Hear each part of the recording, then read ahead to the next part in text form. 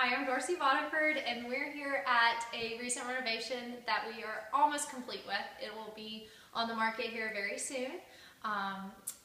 Bill wants me to talk about some of my lessons learned on this big rehab, and one of the biggest lessons is that I've learned is just how to constantly communicate and work with a general contractor. As investors, usually we're doing a lot of we're solving a lot of issues and doing a lot of the work ourselves as far as management and oversight on projects, but with this huge renovation, I thought that it would be easier to put a contractor in charge. And one of the lessons I've learned is that it works a lot better when you can work as a team alongside of a contractor instead of just putting a contractor in charge and working on some other investments and kind of going about your own business.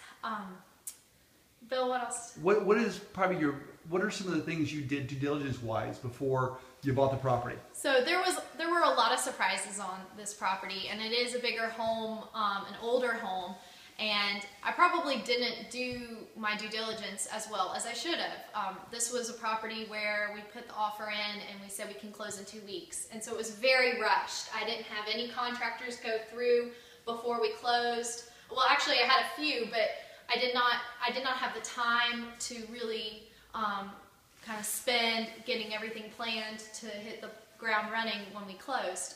Someone was living here up until the closing date. So we put a general contractor in charge, and he gave us a budget. We did a cost plus, which means that everything that is spent on the project, we pay the contractor a percentage over that for management fees. And I was not on top of them as much.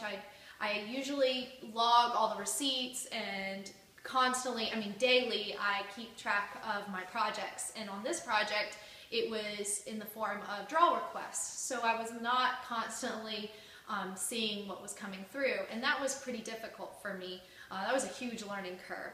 And which way works better? To track the receipts as they're going? I like tracking. So that way you know if you are under budget or on budget or over budget. And with the surprises that came up on this house, things that we didn't get quotes or bids on, we had to immediately kind of switch gears and start looking at adding that figure, those figures to our budget, and quickly our budget was blown. But as you can see, it's turned out great. I love this house. I love all the new kind of design trends that we incorporated. Like, we've never done gray before. These are brand new cabinets. And so this is a different price point than what I usually work in, and it was a lot of fun. What is the price point? This is going to be in the high 3s. Okay. In Marietta, yes. How did you find the deal? This was actually a listing that is in my area, and my realtor said, said, let's put an offer on it. And I said, oh, I don't know, it's going to be a lot lower than the listing price. And she said, hey, let's give it a shot. And so she worked up an offer for me, and sure enough, we got it way below list price. And there were good reasons why, but it never hurts to try and just constantly put offers. So, if you had to do this deal over again, would you do it? Maybe I would have made different choices. I would have made different decisions, different choices on this as far as maybe where my numbers were. And in hindsight, it's 2020.